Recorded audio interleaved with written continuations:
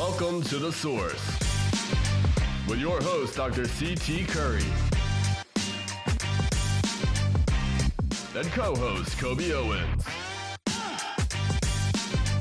News all across the nation. The Source. Stay in the loop in the city of Wilmington, Delaware. Work together for change in the community. A call to action to find the resources. The Source, the latest in news. Good evening. This is Dr. Curry. This is Kobe Owens. And welcome to The Source. I am so excited about all the things that are happening. It's now springtime. Things is feeling good. But before we get started, Kobe, I do want to do some housework real quick. I am not totally aware of what's going on with DTV and Channel 28. And because I'm not totally aware, I did talk to Ivan. He told me to continue to do what I'm doing. But what I want to do is encourage all of you who are watching this show and all the other shows that we put on, whether it be the Coffee with Curry or the Hour of Power, to now switch over until we can know what's going on. We're going to continue to broadcast on this Channel 28.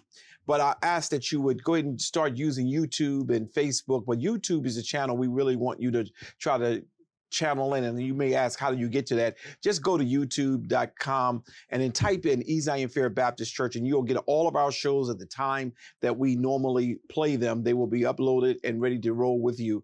I am asking that you would do that because I don't know what's going on and I'm kind of concerned. I'm in the dark. And even though this show is being aired right now at the appropriate time, nothing else is on. So unless you directly came in just for our show, which I don't want to be arrogant to believe that's the truth. I really want to make sure that everybody's getting these shows and getting all the information that we have, because we give some good information. We do. I think we give a lot of good information. Right. So I don't want to, and then there are some seniors who are saying that they don't want us to lose it. But if you can just type in YouTube and E. Zion Fair, you can still get the show, and we're going to continue to do what we do. Kobe, we did have one shooting this week. Yes. And Monday it was a shooting and left one critical. And what do you know about that? Yeah. So there was a shooting in the 700 block of East 10th Street around 1:30 a.m. in the morning. And again, this left a 39-year-old man injured, critical condition, but still alive. He was taken to the hospital. And again, no update on his current condition, which hopefully means he is still alive as of right now, at the filming of this show.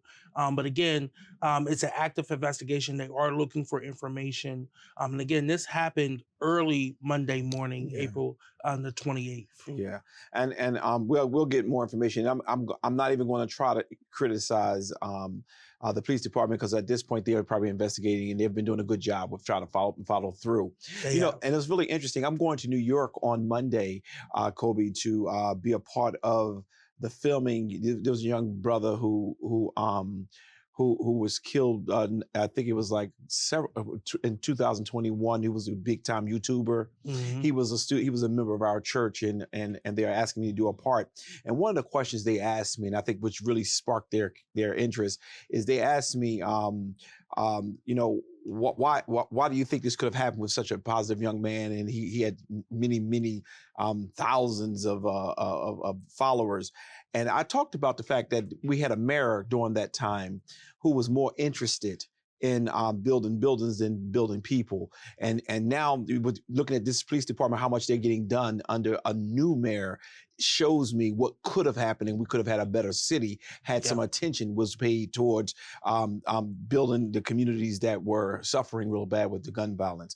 So I don't want to get into the details of that because of they doing their own HBO special, but I want to make sure that I say that I'm very happy that we're getting much more out of the police department. So when they say they are still investigating, I can trust that right now anyway. But there was something else that happened. It's not so much in the city, but a U-Haul truck was stolen, and a person even got killed. What do we know about that? Yeah. So as of right now, someone stole a U-Haul van and went speeding down Main Street. And anyone who knows Main Street down by UD knows students are crossing that street almost 24/7. He hit someone and killed that one person, but also injured 8 others before crashing and being detained. Again, I just want to the whole UD, community and family, and the family of the one who just lost a loved one, offer my condolences. But again, I know students have been complaining about the speeding on Main Street for a long time, for years, over 10 years, and it has fallen on deaf ears of the council down there. Currently, students are organizing to sit in at the next Newark City Council meeting. They meet the 2nd, 3rd, and 4th Monday of every month. They are going to that meeting. They're going to sit in, and they're demanding that the city council stop putting all the money into development and put it into traffic calming devices, whether it's speed bumps, more signage, whatsoever, more lights, putting it in on that Main Street corridor down there. And I'm certain that the students will make an impact because, they're running into a situation where they're putting a lot of money in developing Newark. Yes. Making sure that it's a good place to live, it's a good place to shop, it's a good place to do all these other things. But then the safety part is what's going down. And I join you in praying for those individuals who lost a loved one. And I heard it was really tragic. And I just pray for those who are still recovering from their injuries, and the ones who witnessed it as well. Oh, yeah, that's true too. It was an extremely graphic situation. So again, I know Sean's House is offering free mental health services, counseling for anyone who was involved or may be impacted in any which way, whether you were there or not. Yeah. Okay. Very good. And we're going to try to stay on top of that, especially the part about what kind of impact that the students can have with the safety down there. Because, my daughter, she enjoys going to Main Street. She feels like it's a college town. And because I'm only a couple of years away from her going to college, I enjoy just going down sometimes just to walk around to see how I feel, given it more in a city zone as opposed to just a campus that is closed in. Another thing I want to bring up is something happened at the city council meeting in Ellesmere. It was a shocker to me. And when I read it, I was like, out of nowhere, he just resigned, the mayor for the city of Ellesmere. Why couldn't that happen in Wilmington a couple of years ago? But what do you know about that? So it actually goes a little further back than that. On March 18th, Lieutenant Greg Shelton, who was a 20-year veteran of the Ellesmere Police Department, took his own life. And flags were flown at half-staff. The memorial for him and the funeral, the mayor who resigned did not attend. He was on a family vacation. And in his mind, because it was not in a line of duty death, he didn't feel like he needed to come back for the funeral. The former mayor, Steve Berg, publicly drove up from Lewis, where he now lives, to condemn Eric Thomas, who was the former mayor, for his absence, and saying that, he should have been there for the police. You have to stand by them. After that, the mayor in his seat said, well, we could take this outside. I heard that. Now, some people said it wasn't confrontational. Others said they could hear from outside the chamber what they were saying to each other. I'm just saying we weren't there. I wish some media was there to cover their meetings like they cover city council. There was some voice that was there, but it didn't seem but the language you're saying, it was in there. But again, Eric, he came back in, and his next words was, I'm resigning the office of mayor immediately. And then he got up and left. He had been mayor since 2017 when he was elected. He was just reelected to a term that was supposed to start May the 5th. But since he has resigned, I don't know what happens then. Currently, council member Jonah Personati is the acting mayor, the new mayor. She was sworn in because she was the pro temp on council. So again, she has stepped into the role of mayor. and we will see what will happen next. I think sometimes we are too temperamental. It's like, I don't know the politics behind why the former mayor decided to come back and attack the current mayor and why he didn't go to the funeral. I don't know all the details of that. But is that a paid position? It is, but it's very low. Mm-hmm. I think it's less than $5,000 a year. Okay, so I guess he said, I ain't got to put up with this headache. I'm just out of here, and if you want to go outside, we can go outside. When that was said, I don't care whether it was said hostile or not. I know what that meant. Yeah. I mean, if you really want to have something to say, let's talk about it outside like men, and we can come back in and whatever. But that was really interesting, and I was shocked because you hardly hear anything about Ellesmere other than they're going to make sure you get a lot of tickets. They do. They really do. Yeah. But yeah, so currently, this is, they're trying to figure out what happens since the mayor was supposed to be sworn in. Can he still come back since he is the nominee who won, the candidate that won? Can he come back and be sworn in as mayor since he just resigned as mayor? So wait. So he resigned. He wants to stay? No one knows. I don't understand. So he just won. Okay. Earlier this year, and Right. he was set to be sworn in. Okay. A little later. He technically can still be sworn in. It's almost like the George Santos not George Santos, Matt Gaetz. Mm-hmm. So Matt Gaetz resigned Congress early, but then still could have shown up on January 3rd to be sworn in. If that situation happens, then the current mayor can be reappointed to her old position, and he can take the new position, or he can be the new mayor. If he doesn't show up, then the pro temp, Right. who's acting as mayor, stays mayor, and then they fill her council position. But did anyone accept his resignation? Yes. So if once you accept a resignation, I thought it was official. For that term. Oh, for that term, but he was okay. Now I understand about the Matt Gaetz situation. His new term starts next month. Okay, so he was resigning from the end of that term, but since he's been reelected, he can do it again. Oh, Correct. The politics is just very, very interesting. Let me turn around. Something did happen in the city of Wilmington, and I don't know a lot about the details. Where the Wilmington police sergeant, he was indicted for assaulting a young lady, spat on him, according to the text of the article, and he roughed her up pretty good. But what do you know about that? Yeah, so there was a complaint that a disorderly person was down at Big Fish by the Hyatt Hotel down at the riverfront. The officer, Sergeant Cesaro Spearman, he went up. He arrested her, and while she was in handcuffs, she spit on him. And after she did that, he then slapped her in the face and knocked her to the ground. The victim was treated and released from the hospital that same night. But again, the Attorney General did a very quick use of force report and has filed the indictment 5 days later on April the 14th.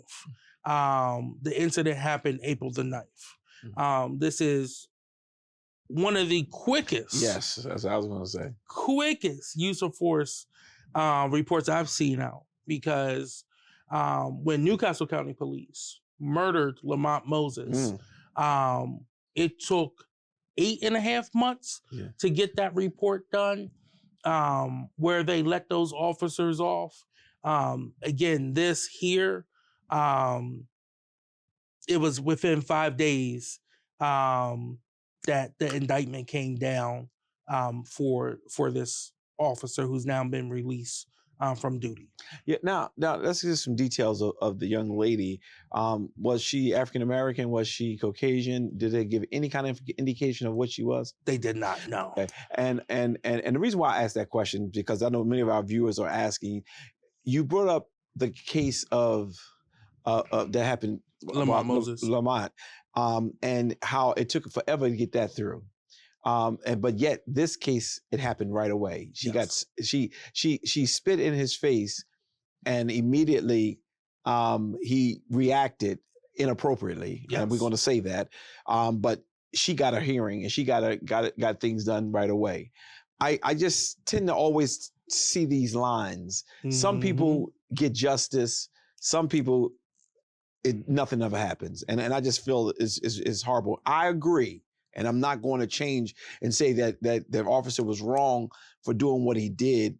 But how come some people can get there just as much quicker is always my concern.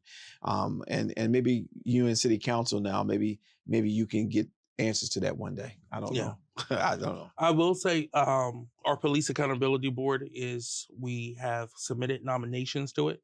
And we are in the steps of going through the names of the individuals and looking to hopefully have that up and running pretty soon. It had sat dormant for almost 3 years since we were required to do it by the state. So it sat dormant for almost 3 years. Do you have any idea why? I'm just being facetious, but do you have any idea why for 3 years that it was not moved? So 2 things. One, the former administration did not want to absolutely appoint people to it. And then also there was no appointments from the council side as well. So there was no operating of it.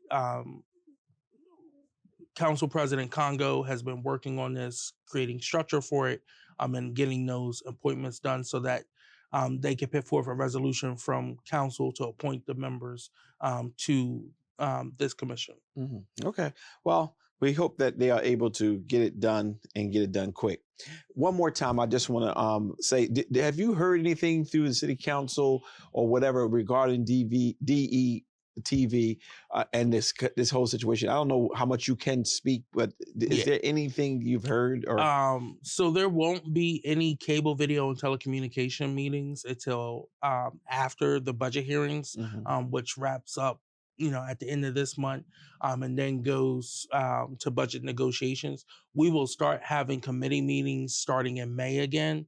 So as soon as that first cable, video, and telecommunications meeting is scheduled, I will keep y'all updated 7 days prior to that, so that y'all can tune in and see what that discussion is. Outside of that, I haven't had any additional conversations about it. Now tell me, the old timers, they did a good job with keeping LAPA, I guess that's what it was before.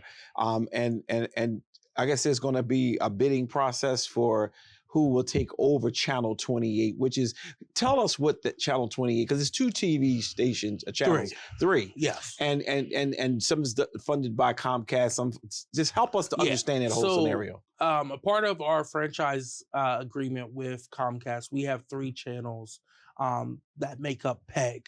And PEG is our public access, which is Channel 28, which has a third-party operator, which was DETV. We have our educational, which is the E. That is run by, the operator for that is Red Clay TV, right? And then the last one, the G, is the government side. That's WITN. That's where you see our committee hearings, our council meetings, and stuff like that. The E and the G cannot bring outside revenue in. Which means they can't sell ad space, they can't do other stuff. The public access is what's supposed to bring money in. Annually, we get $90,000 from Comcast to operate all 3 of those channels. Again, $90,000 in 2025 when you need operating staff is very expensive. Red Clay has worked it into their own budget where they pay their teachers to operate the studio, but the students are the ones who are creating content, pitting out the shows and stuff like that. The government side, they're city employees, the vast majority of them. And that's our WITN communications team there. The public access, we have been paying their rent at their studio for the last almost 7 years at this point. But a part of paying that rent, we're we were pitting out a minimum each year of $120,000. So we were going into the reserves to put funding up for that. It was not a sustainable solution. There's been a lot of back and forth on how to fix that. I was truly in the belief, and still am, that when a 5-year franchise agreement was given in 2024, prior to me being on council, but I did speak up about this back then, we did not get any additional incentives from Comcast, which means we stayed at that 90,000 benchmark. One of the things about streaming is we get no revenue from that. So everyone who has a Roku TV, who looks at YouTube, who looks at Hulu, Netflix, Disney Plus, Prime, we get no funding from that. So they're operating in the city. We get no funding from it, which then puts more of a burden on us to try to make up the difference. Other cities, such as Chicago, have put in amusement taxes, which is a small additional fee that is added on to Comcast or to Netflix, Hulu, and all of them. Now, I will say this: Hulu, Netflix, because of one city in America, raised their prices everywhere. So if they raise their prices because of that tax already, why aren't other cities getting a portion of that? Since you already raised it, you could keep it at the same level. You're just making extra money right now. So again, there's some discussions about that as well too. Well, I hope that we can bring it to some conclusion. Now, Channel 28 was a good source for the African-American community. And I remember when Lapa had it, I started in 2006 with Twinbee Brown and my hour of power. And I've never let that go. And I'm still on every Sunday morning at 8 o'clock. But I just don't know. It's like, why are we in the dark phase? And I don't know whether, maybe you can share with me, you know, how we can do a bid for it, because I have a full media team, and there's things that we are currently doing. We probably can continue. I can get content. Structure of it, I don't know so much about, and we can learn those things. But I do want to know what's going on with it, because if for no other reason, it needs to be something good for this community, especially the African American community, because that's what kept us together in a lot of cases. So as we get more information, we're going to let you know. But don't forget, please tune into the YouTube. That's youtube.com, and then you go on there and you search East Zion Fair Baptist Church, and you get all of our shows, whether it be the Hour of Power, which comes on every Sunday morning at 8 a.m., or you can go on and look at our Coffee with Curry, which comes on at 10. I believe it's 10, or maybe it's 10 o'clock a.m., and then our source, which comes on at 5 every week. We're going to take a quick commercial break, and we'll be right back. Join us live for our weekly worship.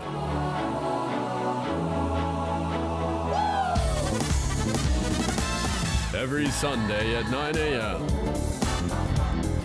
on Facebook and YouTube.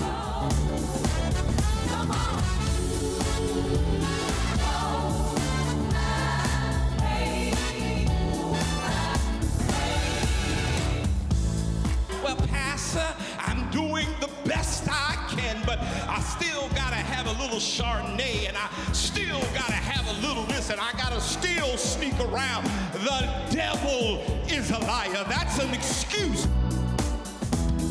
Wilmington's most exciting church.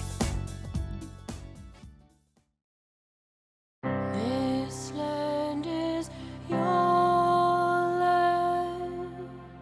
This land is my land. This land we love belongs to all of us. Yet not everyone is treated equally. Right now, millions of Americans are fighting for the things promised to all by the Constitution: freedom, justice, equality. The ACLU is leading the fight to protect our civil liberties. Together, we can protect and advance our rights nationwide, because we the people means all of us. This land was made for you and me. Learn how the ACLU is defending the right to vote free speech, and other civil liberties at myaclu.org.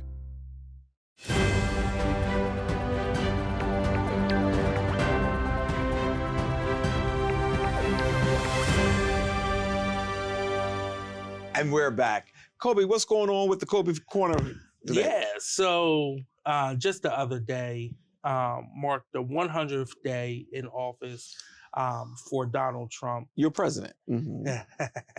He proclaimed it was the most successful first 100 days in any administration. He's living in an illusion.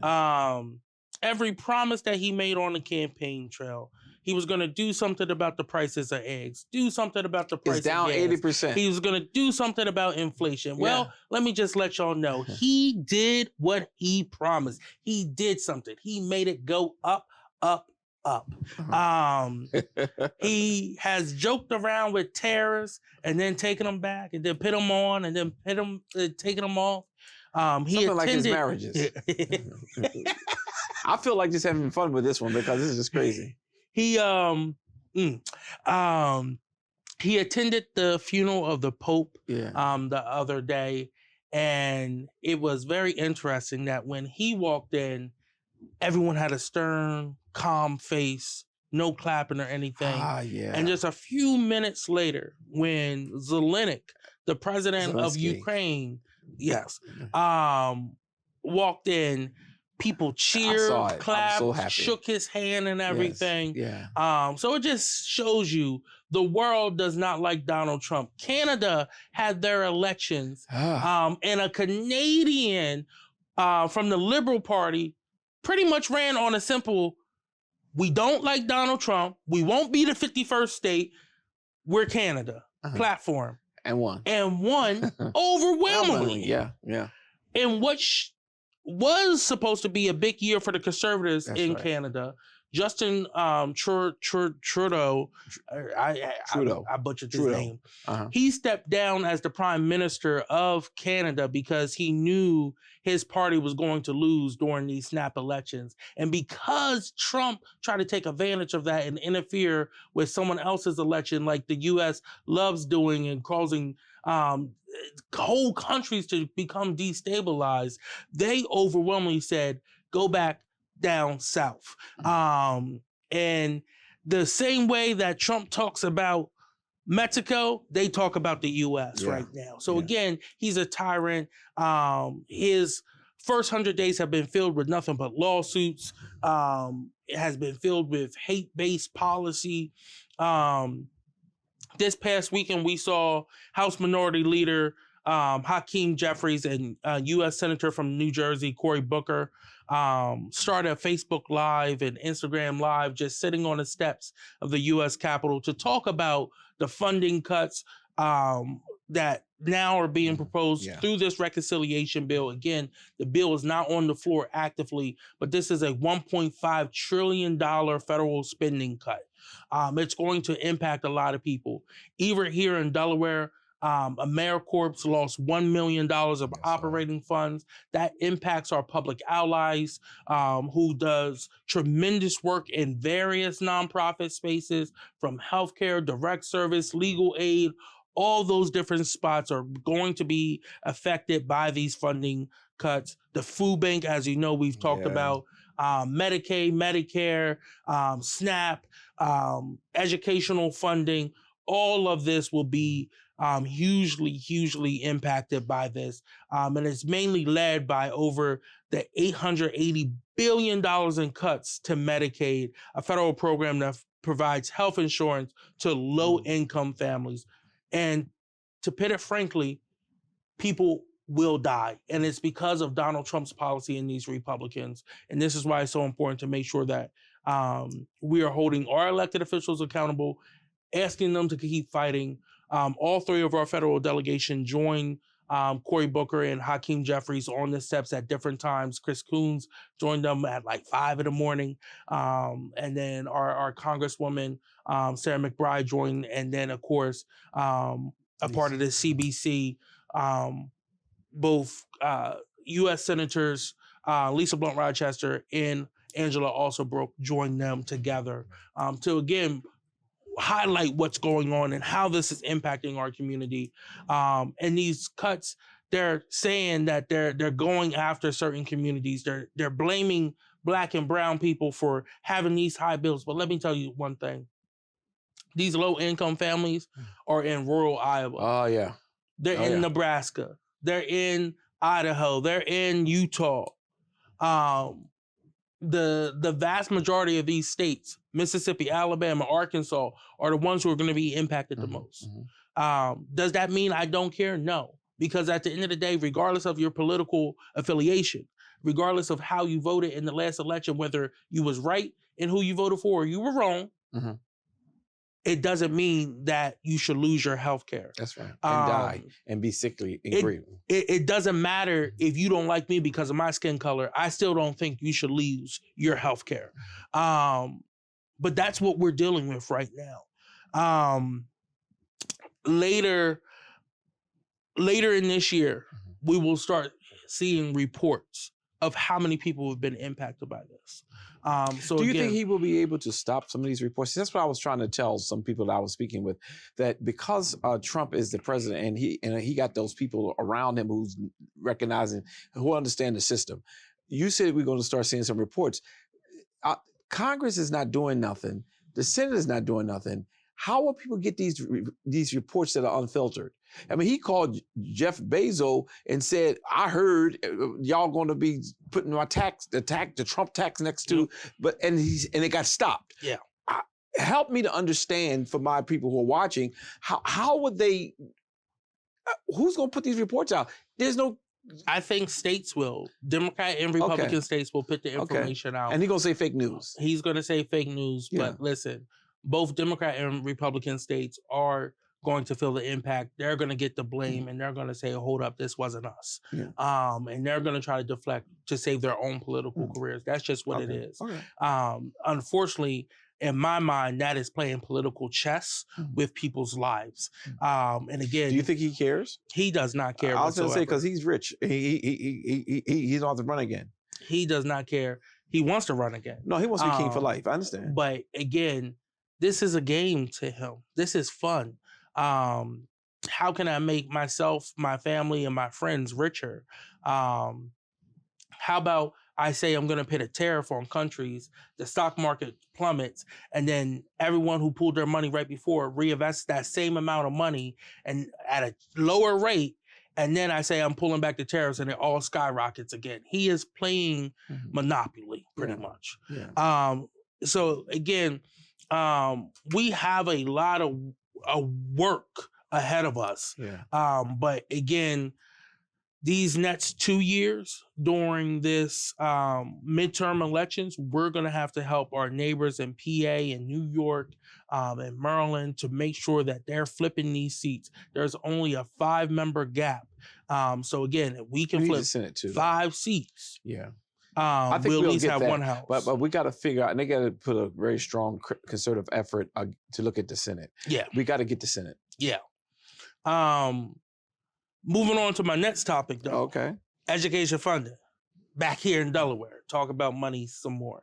The Public Education Funding Commission is in a deadlock right now about how to change our funding formula here. So again, Governor Myers ran on this platform of changing the funding framework, and he wants it done before the end of the summer now. And so they have added a few additional meetings to try to get this done. But again, they have a hybrid money. They have a current funding. They have the AIRS report, EMC funding, and then they have the PJP funding, right? The PJP funding would be the most amount of money going to certain schools. So just for example, currently, based off the 2024-2025 funding, Warner Elementary gets $5.5 million. Stand Middle gets 7.2, and Charter School of Wilmington gets 7.1. Now, we all know Warner is one of the lowest performing schools in the state. Charter School of Wilmington is one of the best performing, and they get more resources. This funding model, if it was under PJP, the Charter School of Wilmington would get $14.5 million, and Warner Elementary will get $12.7 million. Okay, well, So that's it closes that gap. Yeah. They both see a huge increase to help, but it closes that gap a little bit more. But this is the problem I always have with Wilmington. What's the name of the school? Charter School of Wilmington. Is that that's really a private school. It is. And people act like it's a public school. It is really a private school. They get in public dollars. Yes. And I don't know why people have not raised the alarm. And they produce some very good children, and I don't have no issue with all that, but it's a private school. Mm-hmm. How come it's not viewed, handled that way? Because here in Delaware, charter schools are still considered public. And they have destabilized our public schools. It's satellite schools like Charter School of Wilmington that has led to the decline in enrollment at public high schools such as like AI, McKean, Dickerson, and the Red Clay School District.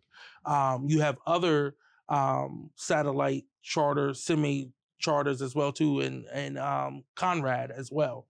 So again, that pulls from the base, right? And that further divides our money that is going. That $14 million could be put into another high school. And those students should be in their normal feeder pattern. They can legally discriminate on who can get into their schools. So again, if you're getting public dollars, anyone should be able to get into your school.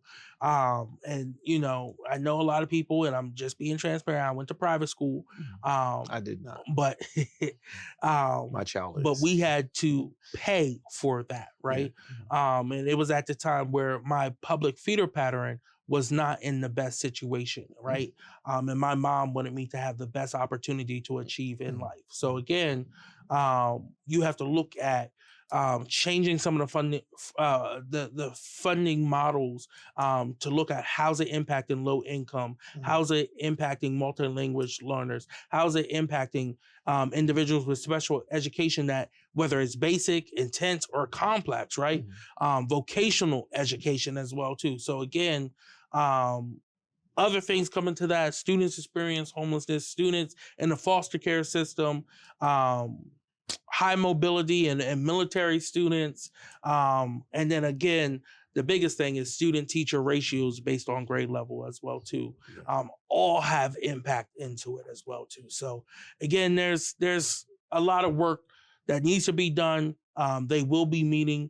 They don't have the next meeting date published just yet, but when they do, I will let all of you know as soon as I know. Next, I want to talk about Delmarva. Delmarva, one of the most greediest utility companies ran by Exelon.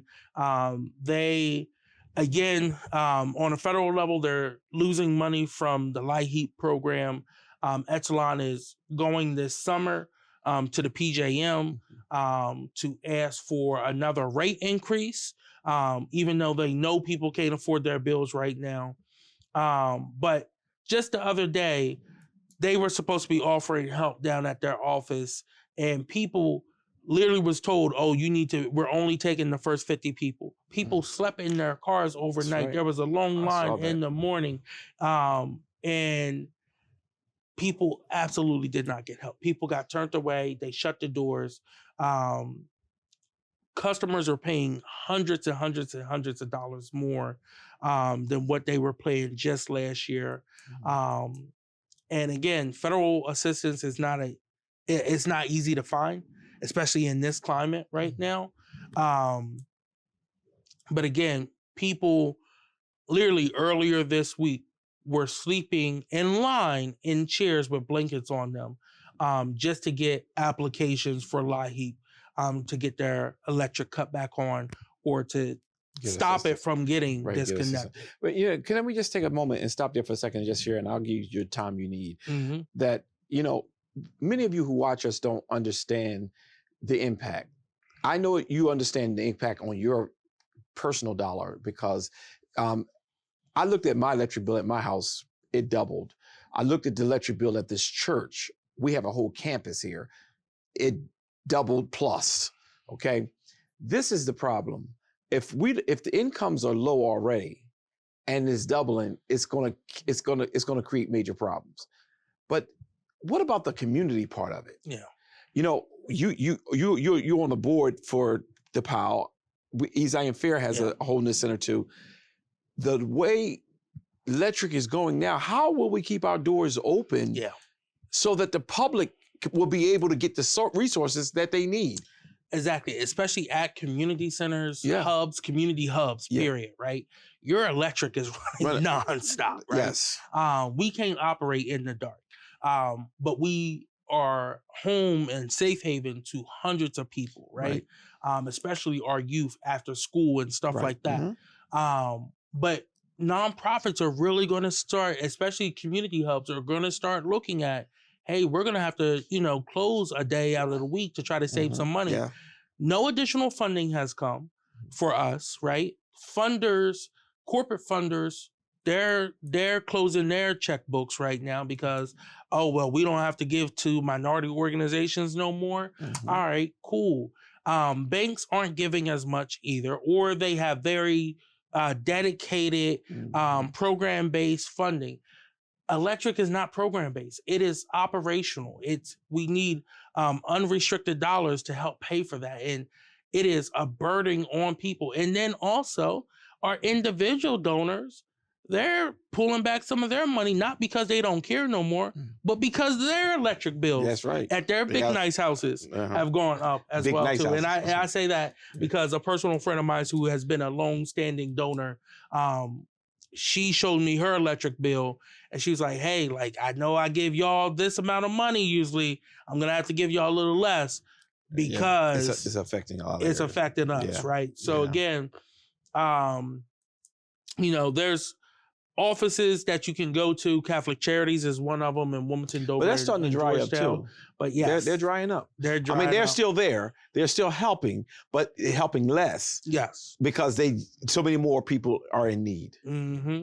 The Wilmington office now sees about 15 people per day since the month of February. That's a lot of people. They have a very small staff over there, a very dedicated staff, but that's a lot of people for one person to deal with over there. So again, I just hope that some of these bills down in Dover start moving quicker. I really wish that the General Assembly did not take their break while so many people are still being affected. They should have got that legislation done before they took their break or canceled their break to get that stuff done. We are depending on them. And then lastly, just update with City Council. Budget hearings are wrapping up, which means we're now moving back into our regularly scheduled program, which means committee hearings will resume. You'll see more ordinances and resolutions out of us as well, too. I have a few that are in the work right now. But also, you can still give input on the budget. We're about to start the negotiations on what we want to see in the budget, what we don't want to see in the budget, how we can come to a better resolution on some things. So again, we've had some conversations with Newcastle County, the mayor's office about property tax assessments. Certain members of City Council have been fighting for you because we have noticed that commercial properties in the city of Wilmington were extremely under-assessed, while residential properties were over-assessed. We saw that either some of the commercial properties that saw an increase in their assessment by 81% are going to be paying 61% less in taxes when that shift of burden went from commercial went to even 47% and 47% commercial and residential to over 65% is now on residential and a lot less is on the commercial side. So again, we have a lot of work ahead of us to make sure that we're getting equity in this city. Yeah, and I'm very grateful that you all are on it, and I'm hearing a different voice coming out of City Council now, where you can hear some of the issues are being addressed without there being a whole bunch of noise and fuss and propaganda going on. I do want to say that we were on the show last week, Kobe, and I was talking about I called my little brother my little mentee, or no, he ain't no mentee, but he's a good guy. But Alex Hackett, I told him to get rid of those tusslers, but he called me and we talked. We had a very good talk. And he explained the truth of it's difficult to get out of this predicament that he's in right now, but he'll be getting out of it shortly. So for those of you who heard the dialogue back and forth, I mean, I love him dearly. He's like a brother, and I want to make sure that I always keep a good relationship good. But I also believe in speaking truth to power.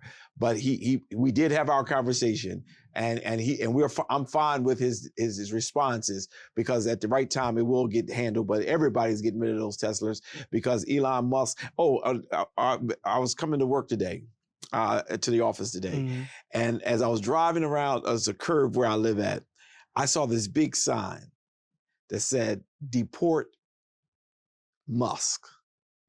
I said, wow, that's creative. I got to find out where she got that sign from. That's the only deportation that I will support. Get him out of here. And I saw that. I was like, oh, wow, I need one of those for my lawn. So I'm going to stop when I'm on my way home, but I'm going to stop. Like, where did you get that sign from? If she had especially me, I'm going to get one. I thought that was really, really good, because that's what we need to do, get rid of him. We're going to take anything else you have for me? That's all I have. We're going to take a quick commercial break and we'll be right back. How you doing, community? I'm Alexander Hackett, and I'm here today to talk about Community Staffing Agency.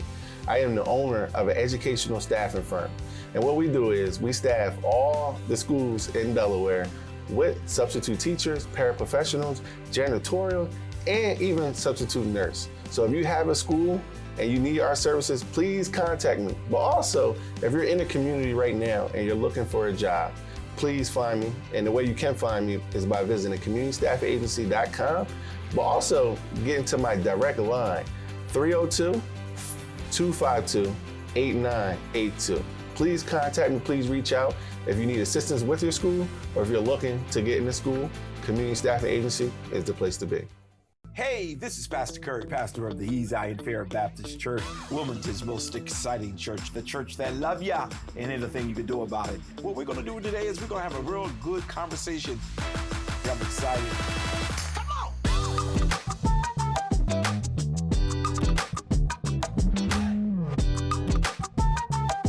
Every Sunday at 11 a.m. Why don't you call somebody real quickly? Tell them Coffee with Curry is on. And let's get after it. I'm Naheem Hines, professional football player and proud supporter of the Muscular Dystrophy Association. My mom was diagnosed with muscular dystrophy when I was 14, and I watched her struggle. But MDA helped her get the best treatments and care, and they also help kids like my buddy Ethan. My name is Ethan. Thanks to the Muscular Dystrophy Association and people like you, I have more hope than ever before. From day one, they've treated me like family at my local care center. MDA is the only one that funds over 150 care centers across the U.S. to help provide state-of-the-art care for adults and kids like me. MDA has been transforming the lives of people living with muscular dystrophy, ALS, and other related neuromuscular diseases. They fund the research for breakthrough treatments, care, and cures. And MDA provides support to thousands of families like mine and Ethan's in communities like yours. Thanks to MDA, kids and adults can live life to its fullest. Join us and learn more at mda.org today. One more time before you wake up in the wild. In your eyes, I see a flower slowly dying. Together with the Nature Conservancy, you have the power to make a difference. For unspoiled nature, for beautiful wildlife, and for people everywhere. Together, we can find a way to ensure that all life on Earth can thrive. Oh, in the wild, you're gonna make it. The moonlight is here to take you. Our natural world needs us now. Every day, we lose more lands, waters, and the wild species that depend on them. To learn more, visit nature.org today. As a mom, I want my kids' lives to be filled with joy and possibility, and I want that for every kid. That's why I support No Kid Hungry.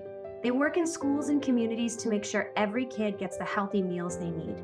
Please join me in supporting No Kid Hungry for all kids. Thank you.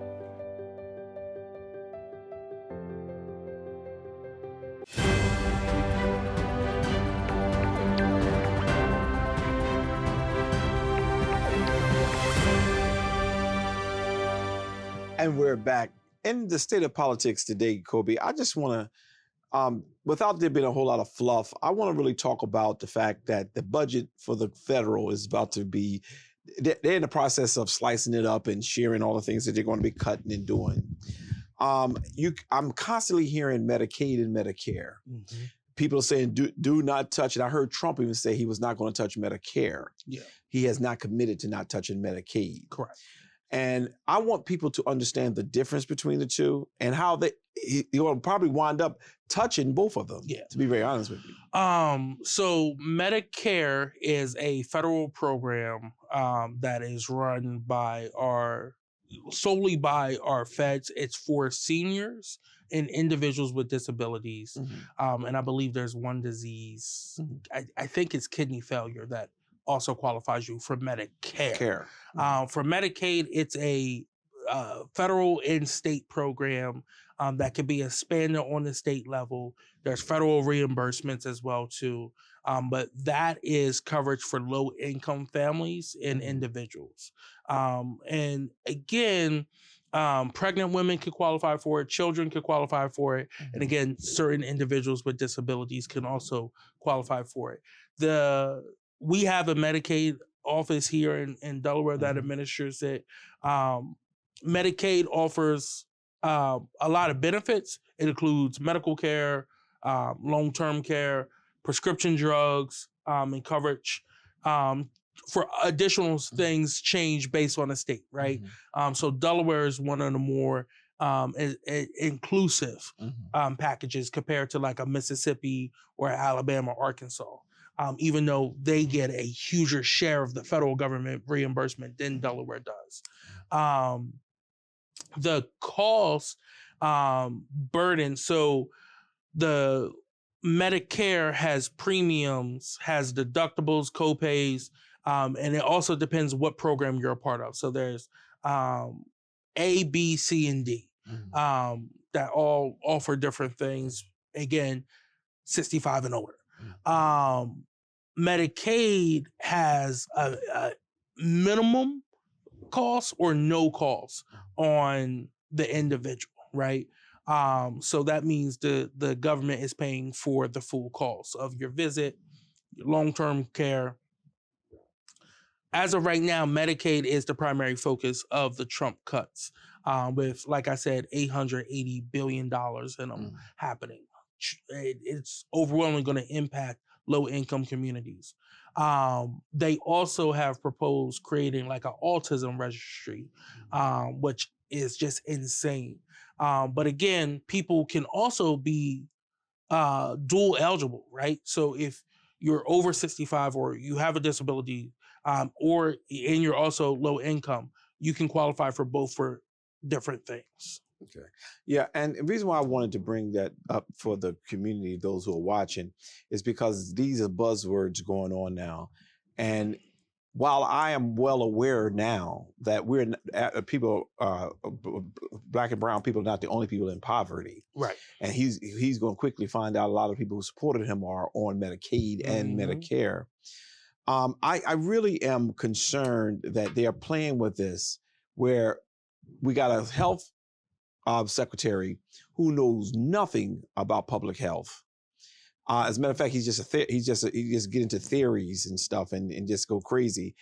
That we're going to find ourselves diseased. We're going to find ourselves over sick, and people are going to literally die. Yeah. All because, and he says it. He don't say for the rich. He just says we need to cut taxes.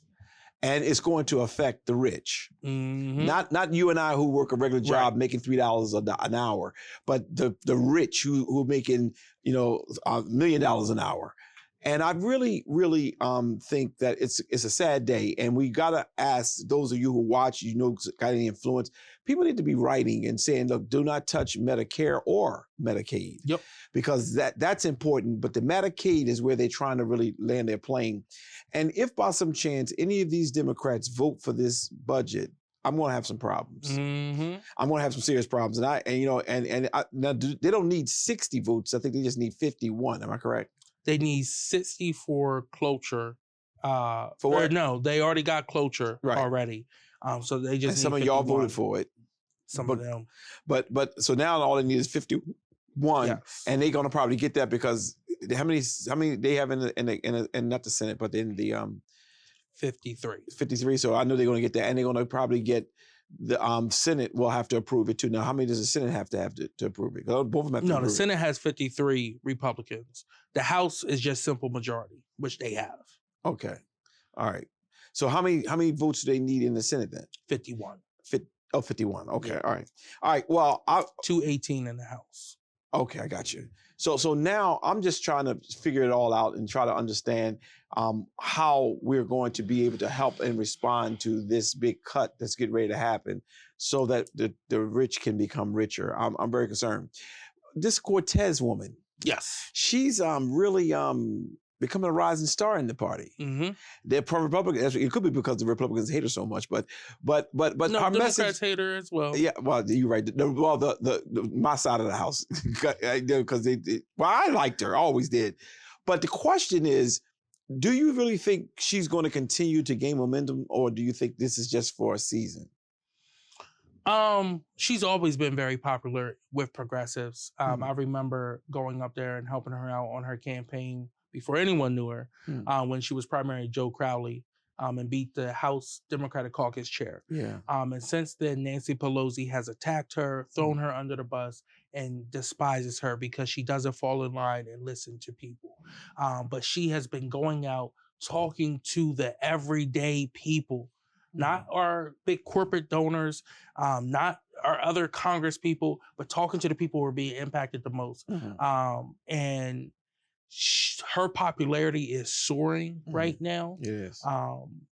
And then you also have Senator Bernie Sanders, who has been a progressive icon for so long, who is doing one last tour with her to hand over the torch, something that I wish more members of Congress would be doing, handing over the torch to more energetic fighters right now. Simply going to the chamber and saying you disagree with something is not enough in times like this. We cannot go about normal business because we have an abnormal president right now. You got that right. And we don't need to meet his hate with hate, but we need to meet his hate with love and compassion. And that's what she's been talking about. That's what she's been trying to figure out. What is it that will bring the American people back together in this highly politicized time? Yeah, I've been watching her, and do you think she's going to run for president? No, I think she's going to run for U.S. Senate. Oh, really? She's going to run against Chuck Schumer. Well, that's a good idea. Yeah. Well, he's not going to retire. No, he needs to retire. He loves the power. Well, then he needs to get rid of it. Well, I'm sure if he's going now, they're both in New York, so yeah. So if she runs against him, she wins. Yeah, we know that. And as much money he can raise, she wins, and that's going to be interesting. Well, Kobe, I just glad that we are still able to have our show. I want to repeat again, as I've tried to repeat before. You're going to see it at the bottom of your screen. Go to YouTube.com and type in Ezion Fair Baptist Church, EZION Fair, FAIR BAPTIST. Lord have mercy, if I spelled that wrong, they'll get me. Church, CHURCH. And you'll be able to see our shows, whether it be our 8 a.m. Hour of Power, or our 10 a.m. Coffee with Curry on Sundays, or our Source, which is at 5 p.m. Please continue to view, so we'll know that we're being relevant. And if you have any suggestions or concerns, please make sure you share them. Kobe, you have been a blessing. How many years have you been with me now? Almost the whole time I've been on. Almost 3. Yeah. So you've been. I know we got to be coming up on 200. Yeah. Well, they do the episodes. I don't know. They'll tell us what it is. But I do know that I think I only did 1 or 2 shows before you came on, because it was with Jay, and Jay said there's a young whippersnapper out there who's not scared of anybody. We need to see if we can pull him on, and you came right in and have been very much very helpful. That's why I don't want this show to die. Yeah. I want this show to continue on. If whatever we got to do, we're gonna make it happen. And if by some chance we take over Channel 28, we'll give you your own show. They'll call it the Kobe Corner. There we go. And that means we can fight about you can fight about everything, and no problems. Anything else on your table today? That's all I have today. Well, it has been a joy being with you today, and I hope that you have a blessed rest of your Sunday, and I'll look forward to a great week and seeing you all next week. Until that time, God bless. Take care, y'all. You've been watching The Source. with host Dr. C.T. Curry and co-host Kobe Owens. Tune in every Sunday at 5 p.m. Thanks for watching, and don't forget to subscribe for the latest episodes.